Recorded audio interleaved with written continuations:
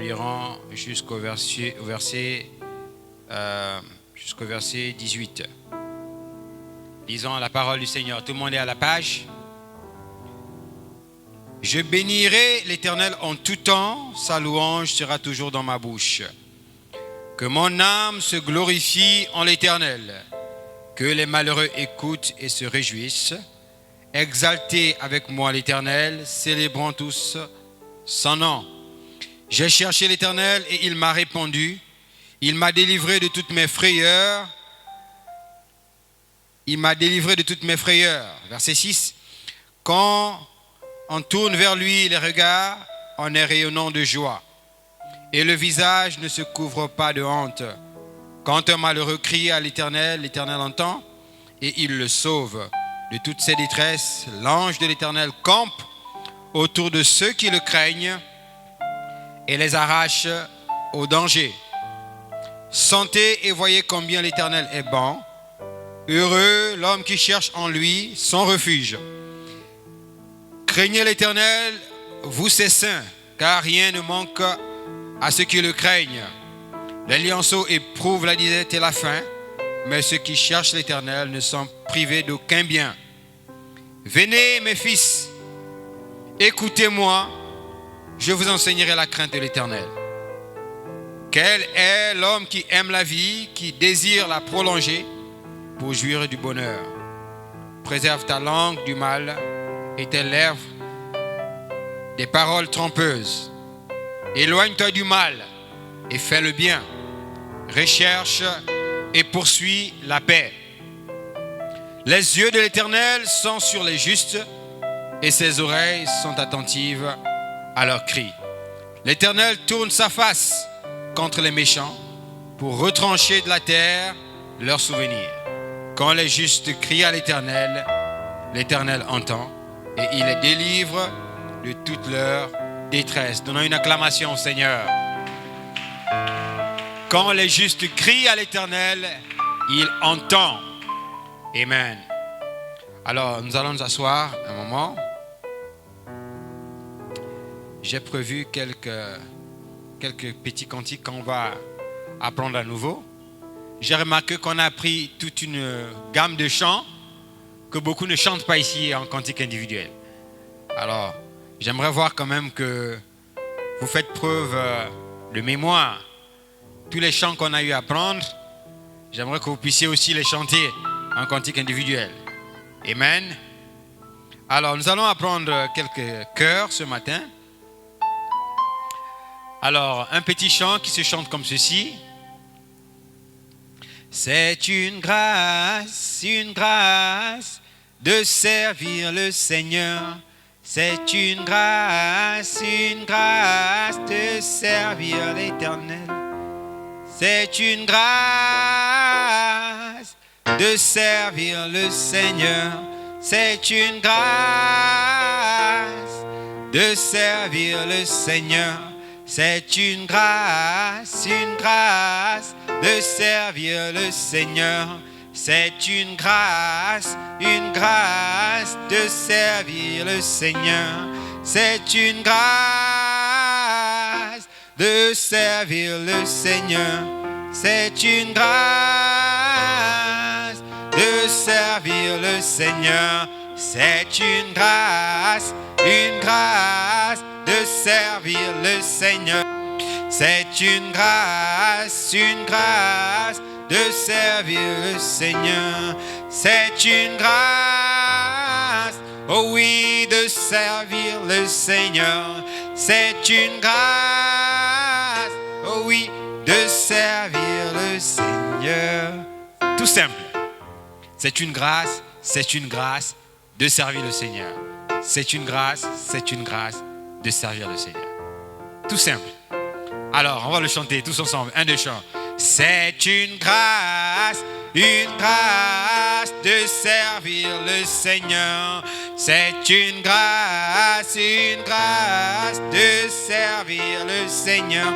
C'est une grâce. Il y en a qui ne chantent pas. Oui, c'est une grâce. Oui, c'est une grâce de servir le Seigneur.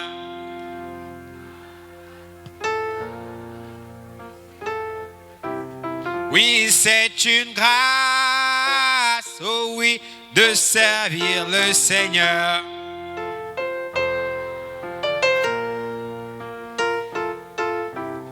Oh, c'est une grâce de servir le Seigneur.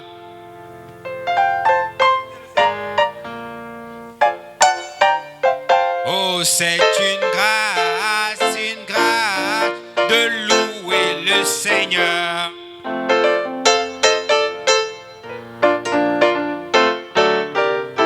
Oh, c'est une grâce, oui, de louer le Seigneur.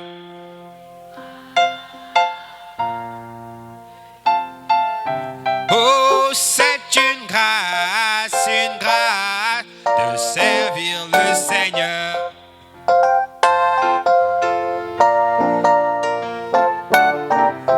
Oh, c'est une grâce, oui, de servir le Seigneur.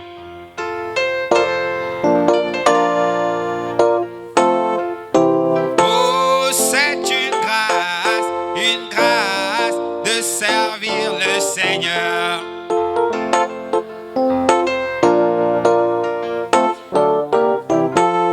It is grace, it's grace to serve the Lord. It is grace, it's grace to serve the Lord.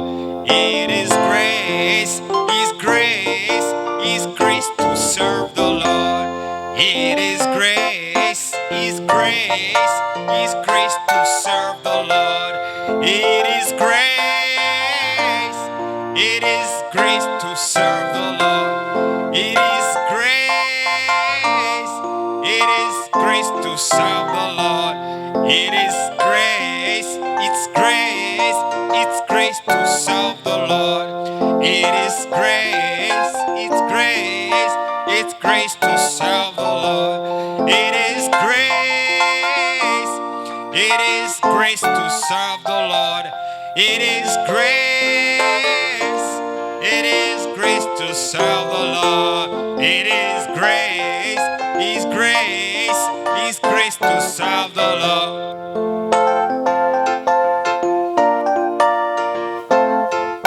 Oh, it is grace to serve the Lord. It is grace to serve the Lord. Une acclamation au Seigneur. Alors, on va aussi apprendre les chants en anglais. La Bible nous demande de chanter l'Éternel dans toutes les langues. Donc, c'est aussi important, n'est-ce pas? Donc, nous allons aussi apprendre des chants en anglais. C'est très, très, très important. Alors, donc ça, c'est un petit chant qui est assimilé, je pense. On va prendre également un autre chant. Hosanna, Hosanna, Hosanna, Hosanna, Hosanna, Hosanna, Hosanna, oh Hosanna, Alléluia, Hosanna. Suivez ici, Hosanna.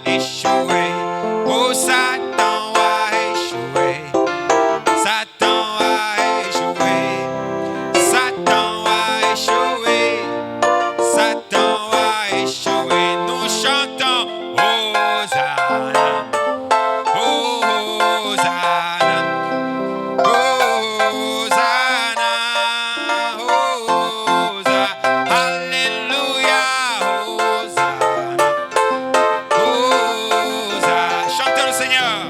Oui, Hosanna, Hosanna.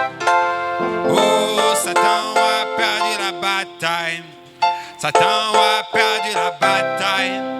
Satan a perdu la bataille. Satan a perdu la bataille. Satan a perdu la bataille. Satan a perdu la bataille. Satan a perdu la bataille. Satan a perdu la bataille. Oh, Hosanna. Nous chantons Hosanna. Alléluia. Hosanna. Alléluia. Hosanna. Nous chantons Hosanna. Alléluia. Hosanna. Alléluia. Hosanna. Alléluia. Hosanna. Oh, Satan a échoué. Satan a échoué. Satan a échoué. Satan a échoué. Alléluia. Satan a échoué. Oh, Satan a échoué. Satan a échoué. Satan a échoué. Nous chantons Hosanna. Hosanna. Hosanna. Oui, Hosanna. Alléluia. Hosanna. Alléluia. Hosanna. Alléluia. Hosanna. Oh, Hosanna. Amen. Nous avons la victoire. Satan nous attaque par les maladies, il attaque par les épreuves, mais il a échoué. Nous avons la victoire. Amen. Et nous chantons ce matin Hosanna au Seigneur. Amen. Alors nous prenons un dernier chant. Alors je vais prendre une gamme descendre d'un temps. Alors nous allons prendre ce chant. Oui, allez-y. Un temps, descendez d'un temps.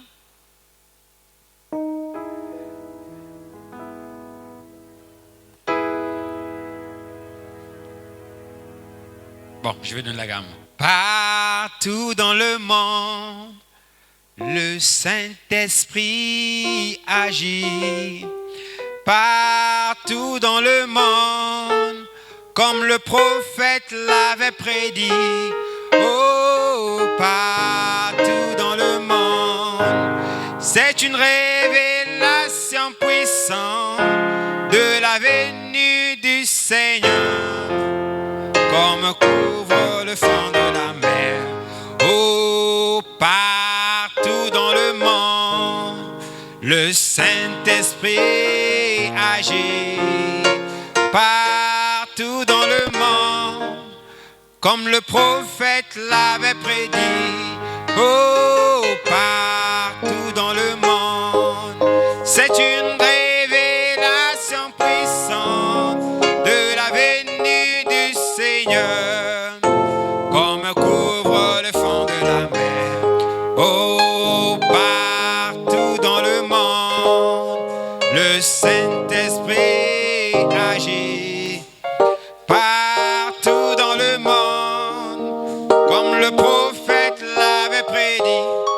Oh, partout dans le monde, c'est une révélation puissante de la venue du Seigneur, comme le couvre le fond de la mer. Oh, partout dans le monde, le Saint-Esprit agit.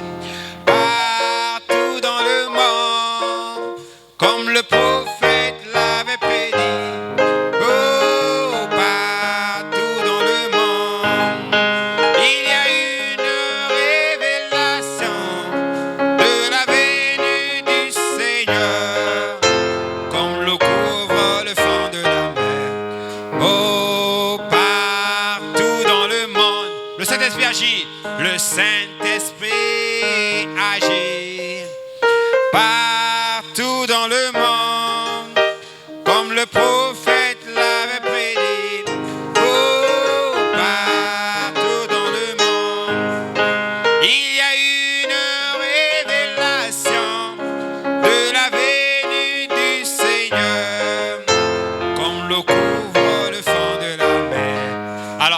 ne comprenez pas les paroles, nous disons, partout dans le monde, le Saint-Esprit agit. Partout dans le monde, comme le prophète l'avait prédit. Partout dans le monde, il y a une révélation puissante de la venue du Seigneur, comme l'eau couvre le fond de la mer. Qui a compris? Levez les mains. Partout dans le monde, le Saint-Esprit agit. Partout dans le monde, comme le prophète l'avait prédit. Partout dans le monde, il y a une révélation puissante de la venue du Seigneur, comme l'eau couvre le fond de la mer. Partout dans le monde, on se met debout. Le Saint-Esprit agit. Partout dans le monde, comme le prophète l'avait prédit. Oh, partout dans le monde, c'est une révélation puissante de la venue du Seigneur, comme l'eau couvre le fond de la mer. Alléluia. Partout dans le monde, le Saint-Esprit agit. Partout dans le monde, comme le prophète l'avait prédit. Oh, partout dans le monde, il y a une révélation de la venue du Seigneur, comme le couvre le fond de la mer. Oh, partout dans le monde, le Saint-Esprit agit. Partout dans le monde, comme le prophète l'avait prédit. Oh, partout dans le monde, c'est une révélation puissante de la venue du Seigneur, comme l'eau couvre le fond de la mer. Hosanna, nous chantons Hosanna. Oh, Hosanna, oh, Hosanna. Alléluia, Hosanna. Hosanna, Hosanna.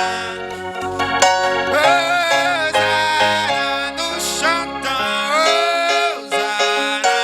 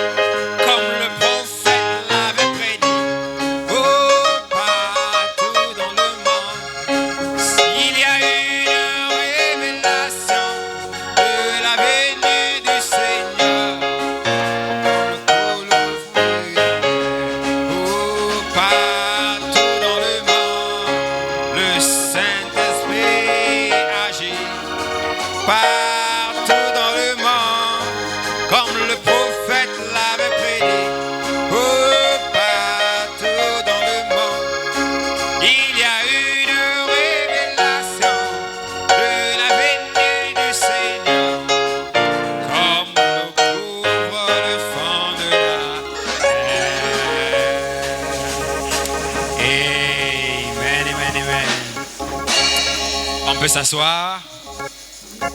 Nous invitons la sœur Lindsay et la sœur Couronne pour leur cantique individuel. Nous les appelons. Elles peuvent s'avancer sous vos acclamations.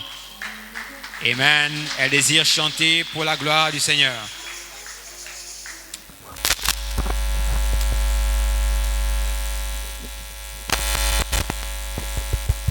Shalom, épouse de Jésus-Christ, nous aimerons chanter pour la gloire de notre Dieu. Un beau matin, quand tout sera fini, je m'envolerai à la maison où habite mon Jésus. Je m'envolerai, je m'envolerai, je m'envolerai, oh gloire, je m'envolerai à la fin. Alléluia, tout à l'heure, je m'envolerai, je m'envolerai, je m'envolerai, oh gloire, je m'envolerai dans ce pays où la joie demeure. Je m'envolerai, je m'envolerai, je m'envolerai, oh gloire, je m'envolerai.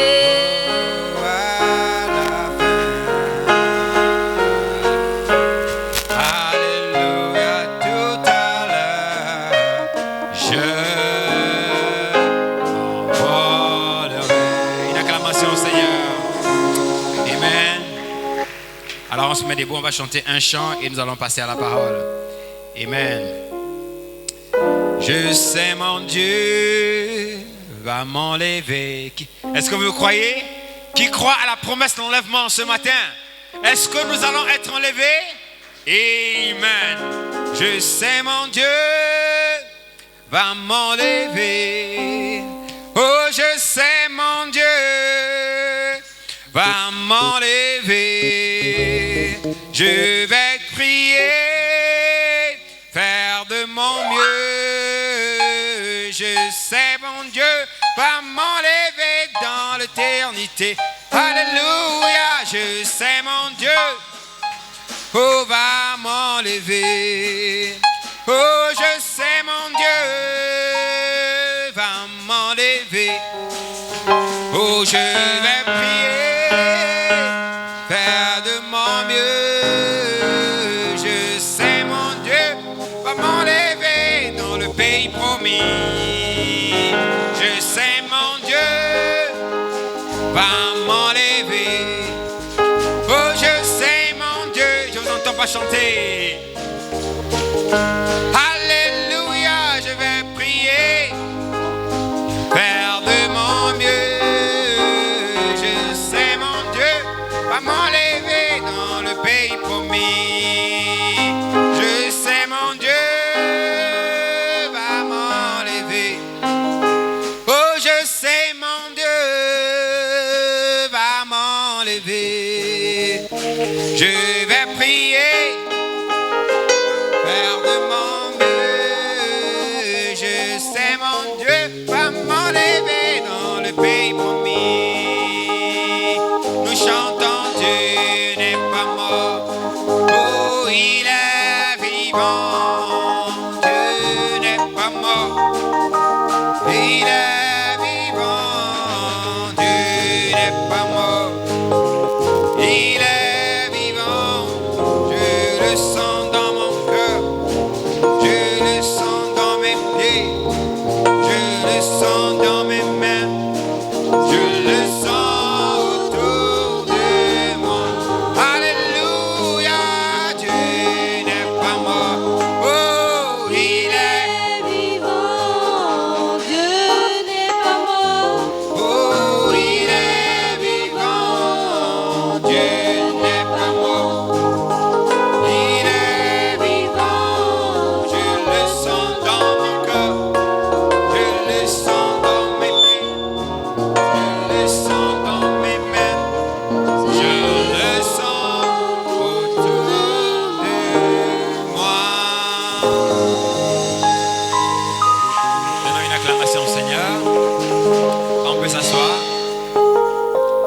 vois que vous êtes très crispés. En principe, les enfants doivent aimer chanter, mais ceux que nous avons à l'école du dimanche n'aiment pas chanter. Alors, nous continuons notre enseignement de l'école du dimanche. Nous allons faire premièrement une petite révision de ce qu'on a vu dimanche passé. Qui peut nous rappeler ce qu'on a vu dimanche passé? Quel est d'abord le thème de cet enseignement? Quel est le thème de cet enseignement? Oui? L'éducation de l'homme intérieur ou la statue de l'homme parfait.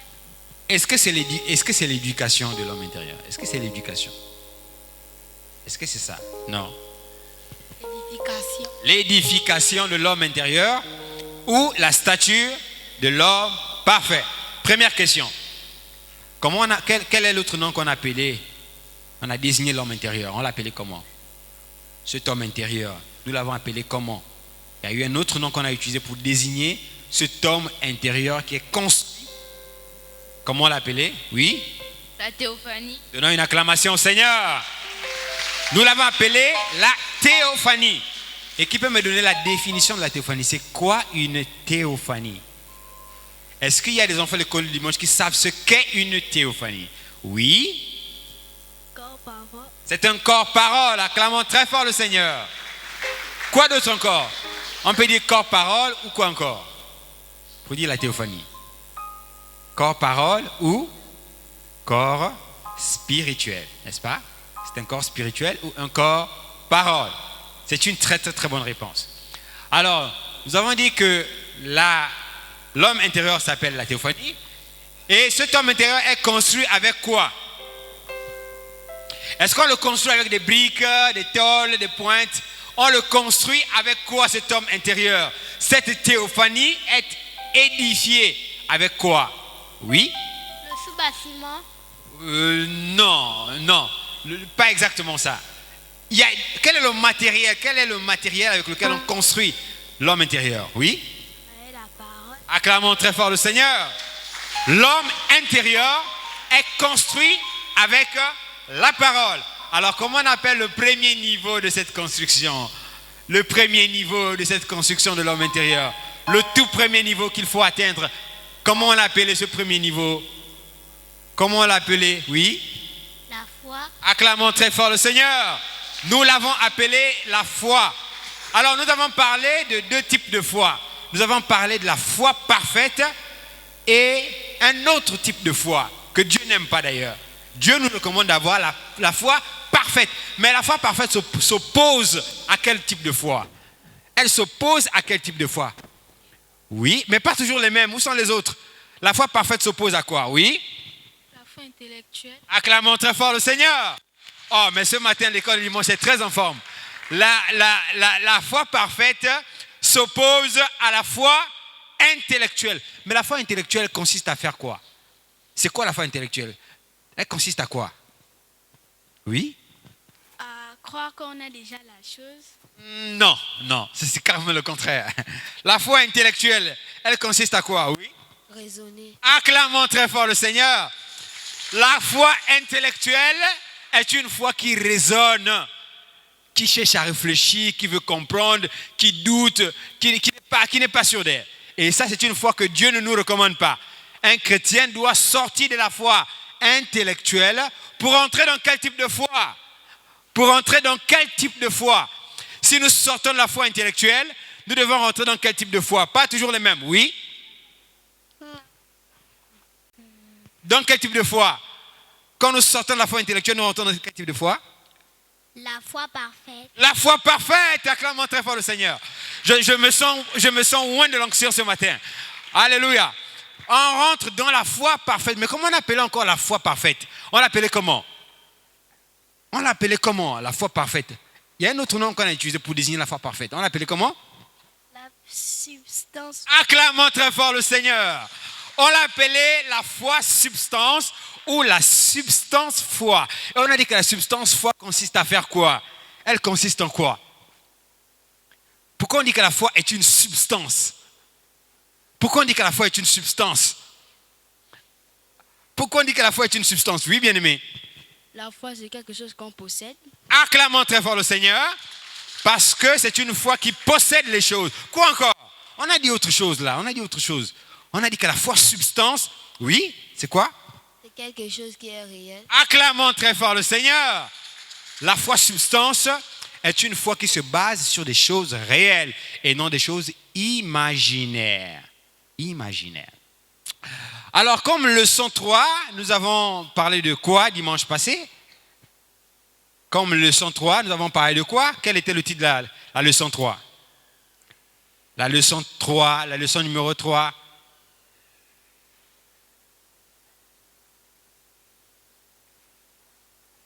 Diapositive 12. La leçon 3. La diapositive 12. Oui, c'était quoi dimanche passé? La foi est une révélation. La foi est une révélation. Acclamons très fort le Seigneur. Vous n'avez pas la bonne diapositive là-bas. La foi est une révélation. Alors, qui peut me rappeler ce qu'est une révélation? On en a parlé dimanche passé. C'est quoi la révélation? Oh, ça bouillonne déjà en moi là. C'est quoi la révélation? Ça bouillonne en moi là. C'est quoi la révélation? On a parlé de ça dimanche passé. Qu'est-ce que la révélation? Oui? C'est quelque chose qui est réel. Quelque chose qui est réel. Quoi d'autre encore? Pas exactement ça. Une révélation, c'est quelque chose qui est comment? C'est quelque chose qui est comment? Oui, précieuse? Une révélation, c'est quelque chose qui n'est pas révélé, mais qui sera bientôt révélé. Non, c'est plutôt le contraire. Une révélation, c'est quelque chose qui est révélé. À ne pas confondre avec la définition d'un mystère. Là, tu as donné la définition d'un mystère. Qu'est-ce qu'un mystère, dit Frère Branham? Un mystère, c'est quelque chose qui est préalablement. C'est une vérité divine qui est préalablement cachée, puis qui est révélée. Mais malgré la révélation, il y reste toujours attaché un élément surnaturel. Acclamons très fort le Seigneur. Alors, nous disons que la révélation, c'est quelque chose qui vous est révélé. Quelque chose qui vous est révélé. Et on a dit que la révélation se base sur quoi? La révélation se base sur quoi? Nous avons dit que la foi est une révélation. Mais la révélation de quoi? C'est ce qu'on va voir ce matin. Oui? La révélation se base sur la parole. La révélation se base sur la parole. Acclamons très fort le Seigneur. Il y en a quand on dit acclamer, même ils n'acclament pas. Ah, la sœur est trop fâchée. Hein? Acclamons très fort le Seigneur. Voilà. Très bien. Alors, la révélation se base sur la parole. Quelle est cette parole? C'est la parole de promesse. Quelle est cette parole? Ce sont les promesses infaillibles du Dieu vivant. Et ce matin, pour pouvoir boucler sans doute cette première étape de la construction de l'homme intérieur qu'on appelle la foi, eh bien nous disons que la révélation, que la foi est la révélation de quoi? Écoutez attentivement. La foi est la révélation de la volonté de Dieu. La foi est la révélation de quoi? La foi est la révélation de quoi? La foi est la révélation de la volonté de Dieu. Mais comment pouvons-nous savoir la volonté de Dieu? La volonté de Dieu est exprimée dans sa parole. La volonté de Dieu pour nous est exprimée dans quoi? Dans la parole. Donc si vous voulez avoir la foi, nous avons dit deux choses. Comment édifier l'homme intérieur?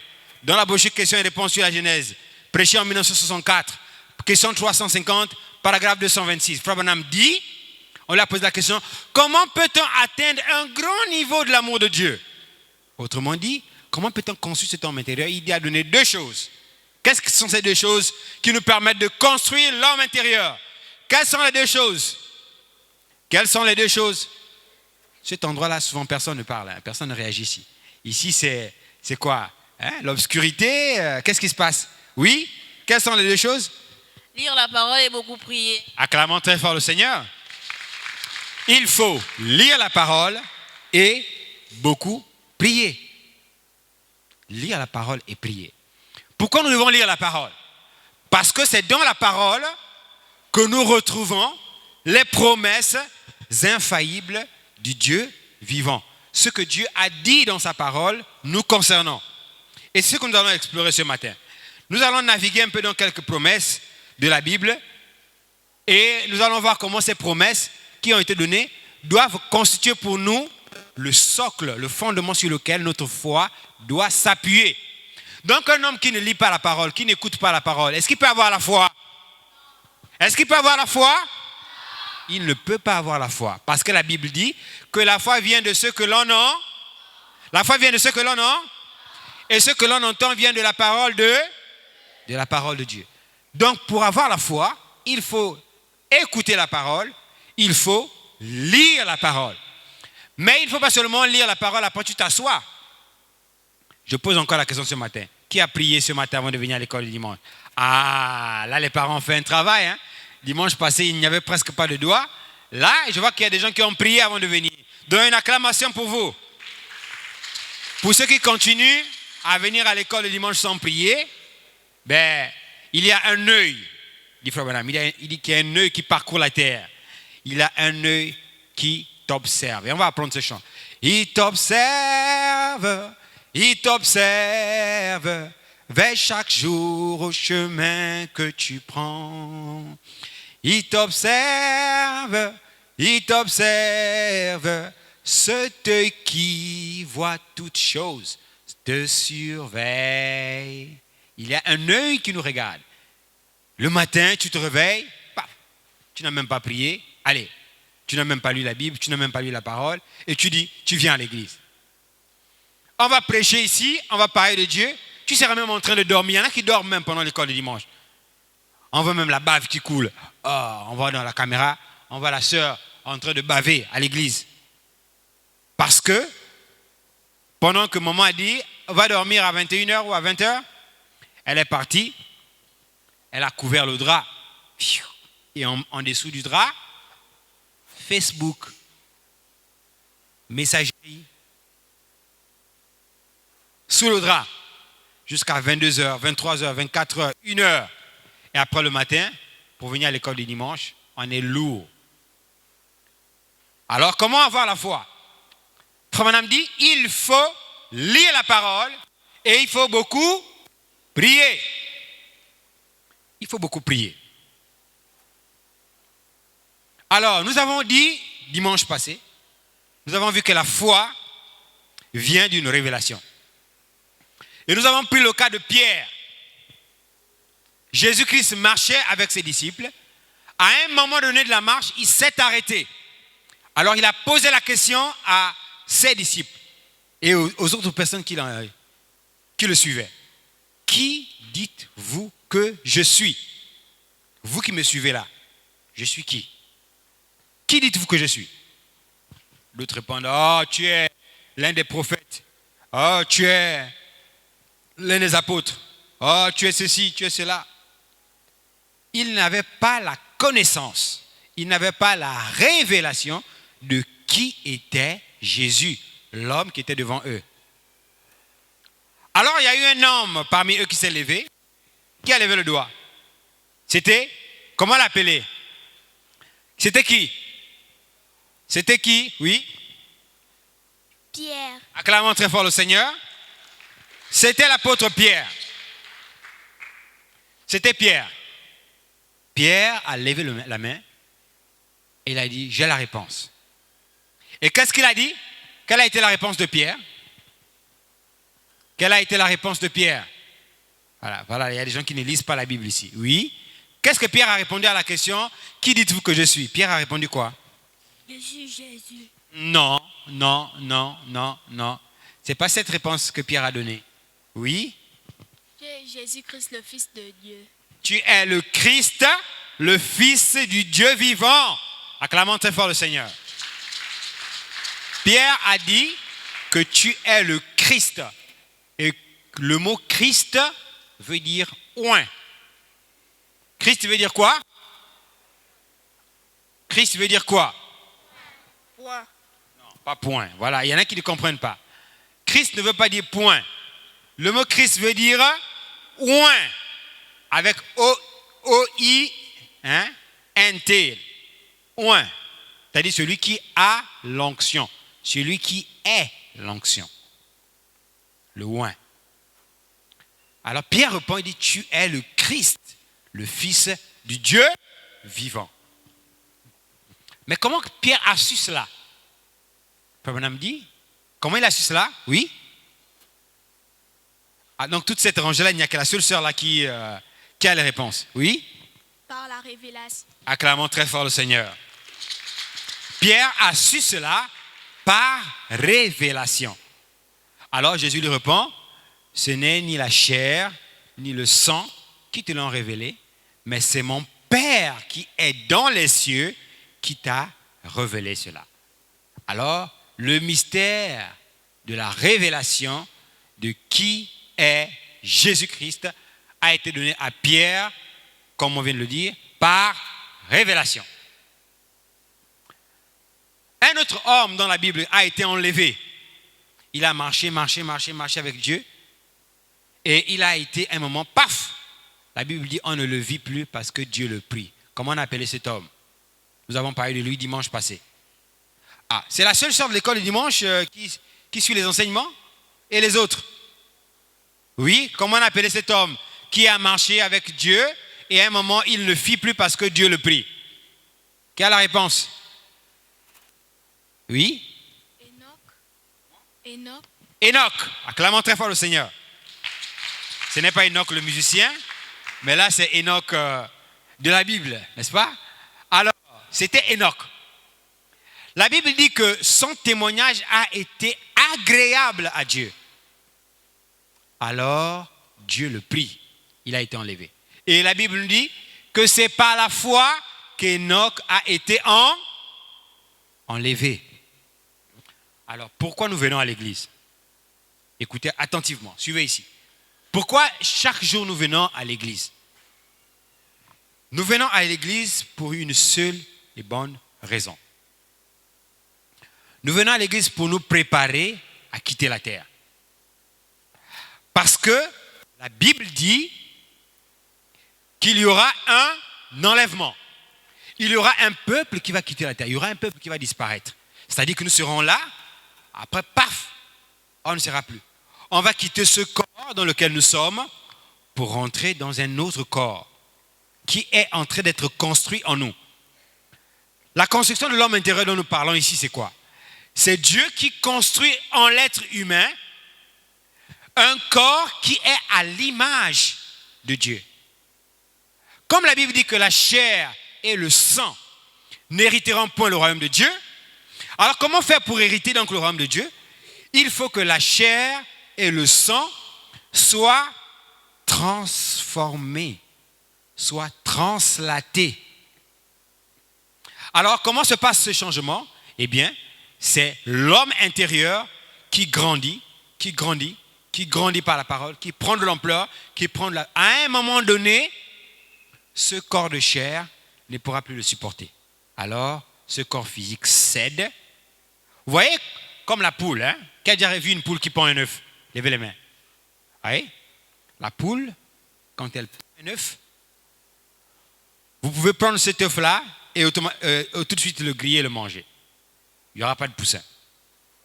Mais si l'œuf reste en dessous de la poule va commencer à couver l'œuf.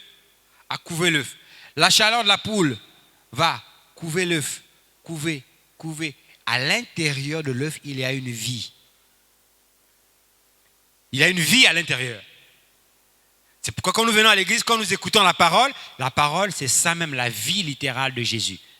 Nous l'appelons le Zoé. Cette vie littérale se trouve dans la parole que nous écoutons. La parole ointe. Alors quand nous l'écoutons, quand nous disons Amen à la parole, nous recevons une portion de cette vie. Alors quand nous recevons une portion de cette vie, une partie du monde tombe. La première nature du péché tombe. Quand tu écoutes la parole, le mensonge tombe. Quand tu écoutes la parole, l'envie d'aller avec les garçons tombe. Quand tu écoutes la parole, quand les garçons te draguent, tu as envie de vomir.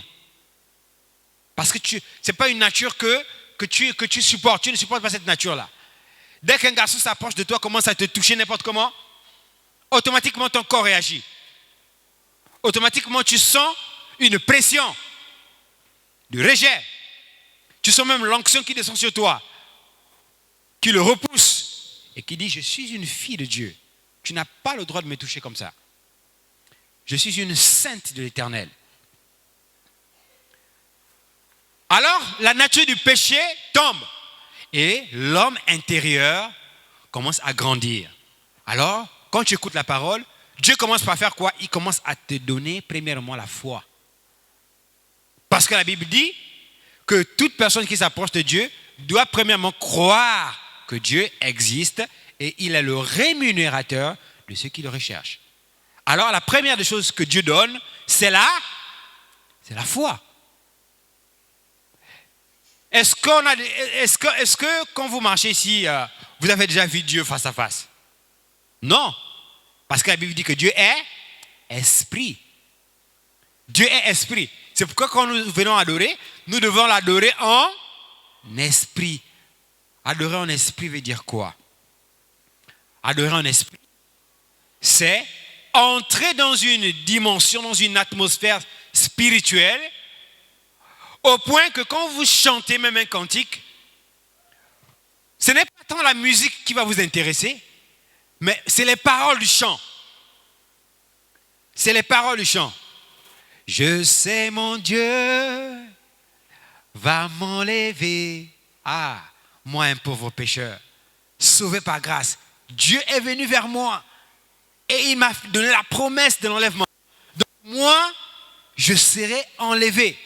Quand cette terre sera détruite, Dieu m'a fait la promesse que je serai enlevé. Alors quand nous chantons par révélation. On ne chante pas en l'air. Chaque parole que nous prononçons, nous chantons par révélation. Grâce étonnante, oh quel doux chant me sauva malheureux. Moi, un pécheur, sauvé par grâce. Sauvé par grâce, par le sang de l'agneau. Alors, Jésus est descendu, il m'a pris dans la boue du péché. Et il m'a racheté. Et je suis désormais un adorateur. Je suis désormais un fils de Dieu, une fille de Dieu. Alors quand je chante en esprit. Je chante par révélation. Et c'est là que Dieu dit que ceux qui adorent Dieu doivent l'adorer en esprit et en vérité. La vérité, c'est la vérité de la parole. La vérité de la parole. Alors, Enoch a marché avec Dieu et Dieu l'a enlevé. Alors, si nous devons être enlevés, Dieu nous demande quoi? Dieu nous demande la foi de l'enlèvement. Dieu nous demande quoi? Qu'est-ce qu'il nous faut pour être enlevés? La foi de l'enlèvement. La foi de l'enlèvement. Il nous faut la foi de l'enlèvement. Acclamons très fort le Seigneur. Il nous faut la foi de l'enlèvement. Alors, pour être enlevé, il nous faut avoir la foi de l'enlèvement. Il faut d'abord croire que tu es un fils de Dieu et tu seras enlevé. Et la foi de l'enlèvement, c'est la foi parfaite. C'est la substance foi. C'est cette foi qui ne regarde plus à « Ah, est-ce que je peux? Maman est malade. Est-ce que si je prie, est-ce que Dieu va vraiment la guérir ?» Ce n'est pas ton problème. Qu'est-ce que la foi parfaite fait? La foi parfaite regarde aux promesses. Alors, nous allons ce matin explorer quelques promesses. Et j'aimerais que vous puissiez prendre des notes. Ésaïe chapitre 41, verset 10. Notez ça. Ésaïe chapitre 41, verset 10. La régie. Ésaïe chapitre 41, verset 10. Lisons la parole du Seigneur. Ne crains rien. Qui parle là? C'est Dieu qui parle. Il dit, ne crains rien, car je suis avec toi. Ah bon? Donc même quand je suis à l'école, Dieu est avec moi. Même quand je suis en classe, Dieu est avec moi. Même quand je viens à l'église, Dieu est avec moi. Même quand je suis dans la chambre, Dieu est avec moi. Quand je me mets à genoux pour prier, Dieu est avec moi. Quand je lève mes mains, Dieu est avec moi. La Bible dit, ne crains rien, je suis avec toi. Ne promène pas des regards inquiets. Oh là là. Oh, qu'est-ce que je vais manger? Qu'est-ce que je vais faire? Comment je vais m'en sortir? Est-ce que j'aurai la moyenne ce semestre? Est-ce que j'aurai la moyenne à l'école? Est-ce que? Qu'est-ce que Dieu dit? Ne promène pas des regards inquiets. Car je suis ton Dieu, je te fortifie. Donnons une forte acclamation au Seigneur. Ne crains pas. Je suis ton Dieu, je te fortifie. Comment on appelle ça? Ça s'appelle une promesse. Alors, nous disons que la foi doit se fonder sur quoi? Sur les promesses. Comme c'est Dieu qui l'a dit, moi, qu'est-ce que je fais? Je le crois et ça règle la question. Vous savez, on a souvent l'habitude de dire que Dieu a pensé, le prophète a parlé, moi, je crois et ça règle la question. Reprenez ça. Dieu a pensé, le prophète a parlé, moi, je crois et ça règle la question. Répétez ça. Dieu a, le prophète a, ah non, ils ne suivent pas. Je reprends ça. Dieu a pensé, le prophète a parlé, moi, je crois et ça règle la question. Dieu a, le prophète a, moi je, et ça règle. Dieu a pensé, le prophète a parlé. La parole du prophète, c'est la pensée de Dieu exprimée. C'est pourquoi nous disons que nous sommes une église de la parole parlée. Parce que la parole, c'est la pensée de Dieu exprimée. Quand Dieu exprime, extériorise sa pensée, alors ça devient la parole. Et cette parole est adressée à qui? Adressée premièrement au prophète. Et quand le prophète parle, quand le prophète prêche la parole, nous sommes des croyants. Alors qu'est-ce que nous faisons? Nous croyons ça. Nous acceptons cela. Et Frère Branham dit, la question est réglée. La question est réglée. Alors la Bible dit, je te fortifie. Je viens à ton secours. Je te soutiens de ma droite triomphante. Je te soutiens de ma droite triomphante. C'est une promesse. Alors quand tu te mets en prière, qu'est-ce que tu dois faire? Tu dois citer à Dieu les promesses. Quand tu te mets en prière, tu dois faire quoi? Tu dois citer à Dieu les promesses. Tu dois citer à Dieu les promesses. Mais pour citer à Dieu les promesses, qu'est-ce qu'il faut faire? Il faut les apprendre, il faut les connaître. Alors voilà une promesse qui nous est donnée ici. Car je suis ton Dieu, je te fortifie. Je viens à ton secours, je te soutiens de ma main, de ma droite triomphante. Qui se rappelle ce que l'ange de Dieu a dit ici à la fin de l'année? Que cette année est une année de... C'est une année de... Dis, je suis un triomphateur. Je suis un triomphateur. Nous sommes des triomphateurs. Et comment nous sommes des triomphateurs? Nous sommes des triomphateurs parce que nous avons la foi dans les promesses de Dieu. C'est Dieu qui l'a promis. Moi, je le crois. Alors Dieu dit, ne crains rien car je suis avec toi. Ne promène pas les regards inquiets car je suis ton Dieu. Je te fortifie, je viens à ton secours, je te soutiens de ma droite triomphante. Je te soutiens de ma droite triomphante. Prochaine écriture. Jérémie chapitre 29, verset 11. Notez ça. Je veux que chaque enfant de l'école dimanche puisse noter ses promesses. Jérémie chapitre 29, verset 11. Car, c'est l'Éternel qui parle, car je connais les projets que j'ai formés pour vous. Car je connais quoi? Les projets que j'ai formés pour vous. Ah bon? Donc Dieu a des projets pour nous. Donc pendant que nous marchons là, Dieu a déjà un plan pour chaque enfant de l'école du dimanche. Dieu sait que telle sœur sera une servante de l'Éternel. Elle sera une prophétesse. Dieu sait que telle autre sœur sera une chantre de l'Éternel. Dieu sait que tel frère sera un tambouriste. Dieu sait qu'il sera un chantre. Dieu sait que tel frère sera un diacre à l'église du plein évangile. Dieu sait que tel frère sera un prédicateur de l'évangile.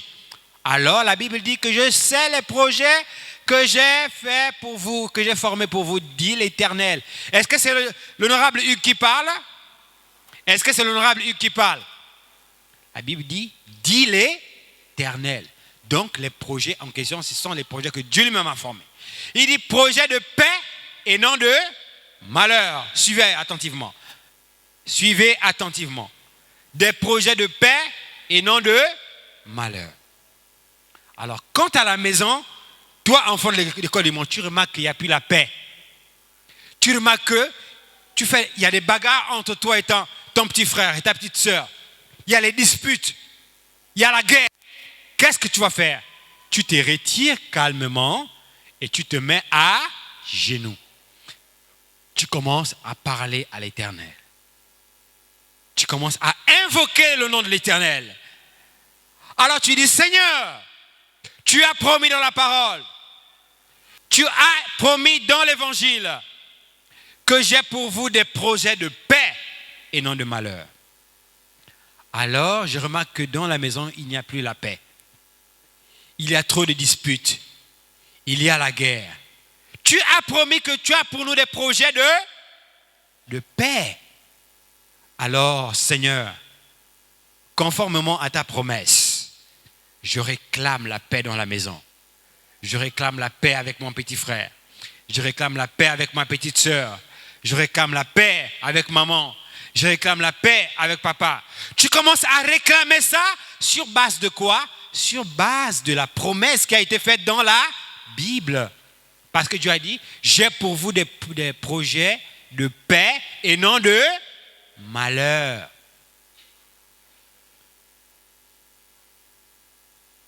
Afin de vous donner un avenir et de l'espérance. Ah bon? Donc Dieu nous a donné un avenir et de l'espérance. Mais qu'est-ce que nous avons à faire? Probablement dit, nous n'avons rien à faire si ce n'est de croire à ce que Dieu a dit. Croire. La foi ne regarde pas, mais comment est-ce que ces projets-là vont se réaliser? Comment est-ce que je vais faire? Comment? Ça, c'est la foi intellectuelle. La foi parfaite dira quoi? La foi parfaite, il dit, Dieu l'a dit, ça va arriver, je le crois, et ça règle la question. Donnez une acclamation au Seigneur.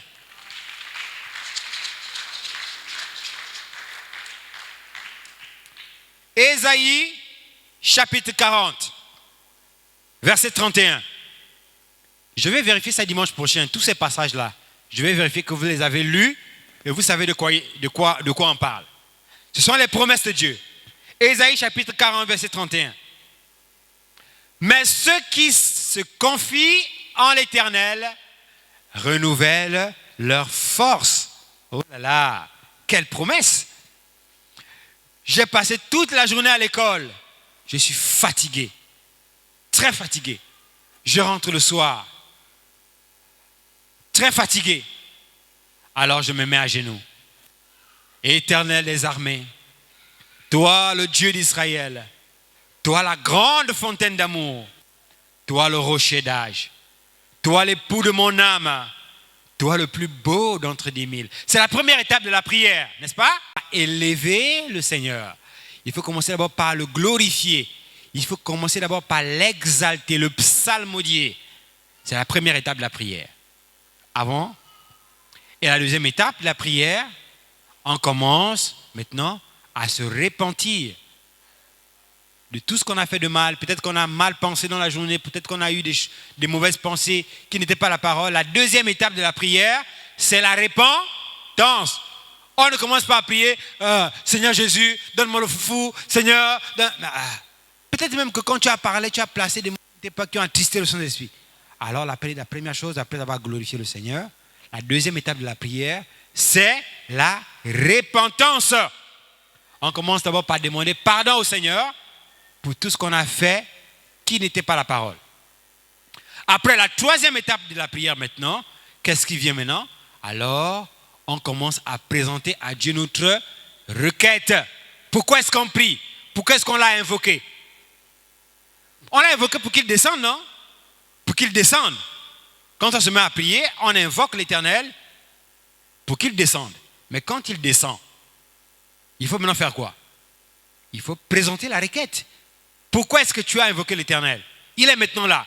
Tu sens une onction autour de toi. Tu sens la présence de Dieu. Tu sens l'atmosphère du Dieu vivant t'entourer. Il est là, il te donne la joie. Tu sens comme si tu as envie de pleurer. Tu sens comme si tu as envie. La présence du Seigneur est autour de toi. Il est descendu. Il est là. Maintenant, il t'attend, il t'écoute. Qu'est-ce que tu veux? La troisième étape, c'est de présenter la requête. On présente la requête. Pourquoi est-ce qu'on a invoqué l'Éternel? Alors,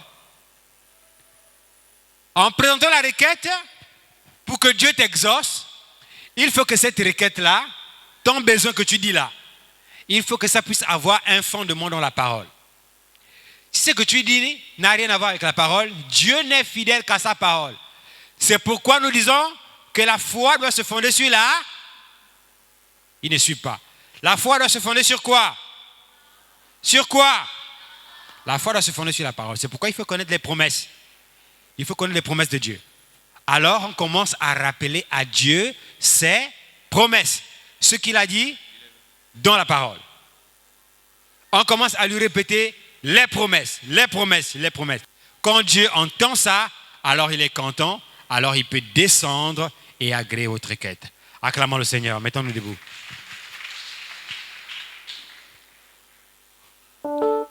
Grâce est ton nom, ô cœur doux chant, me sauve à ma l'heureux.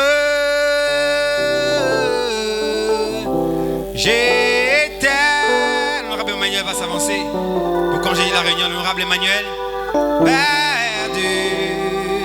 Je suis retrouvé aveugle. Maintenant, je vois. Oh, allez, levons nos mains vers le Seigneur. Alléluia. Oh, alléluia. Oh,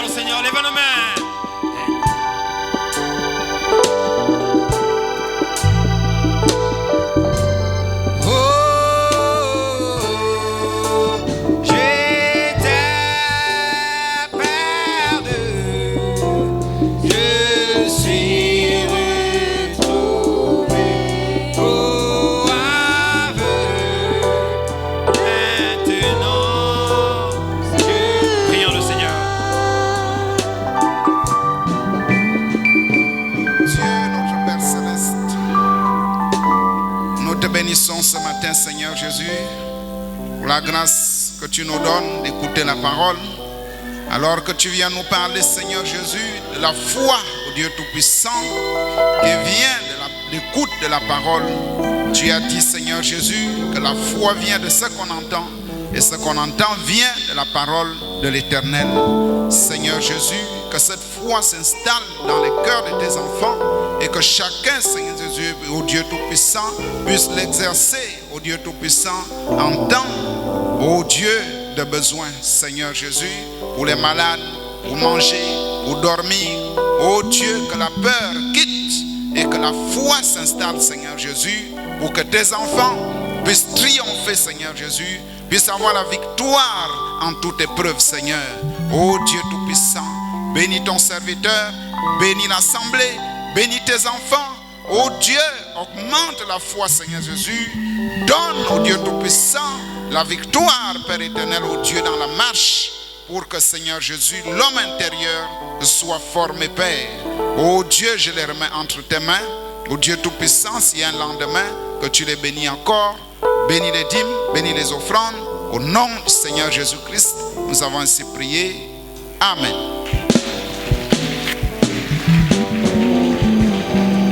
Amen, amen, chantons pour sortir. Partout dans le monde, le Saint-Esprit agit. Partout dans le monde, comme le prophète l'avait prédit. Oh, partout dans le monde, il y a une révélation de la venue du Seigneur. Comme coule l'eau du Rhône. Alléluia, partout dans le monde, le Saint-Esprit agit. Partout dans le monde, comme le prophète l'avait prédit. Oh, partout dans le monde, il y a une révélation de la venue du Seigneur. Comme l'eau court le fond de la mer.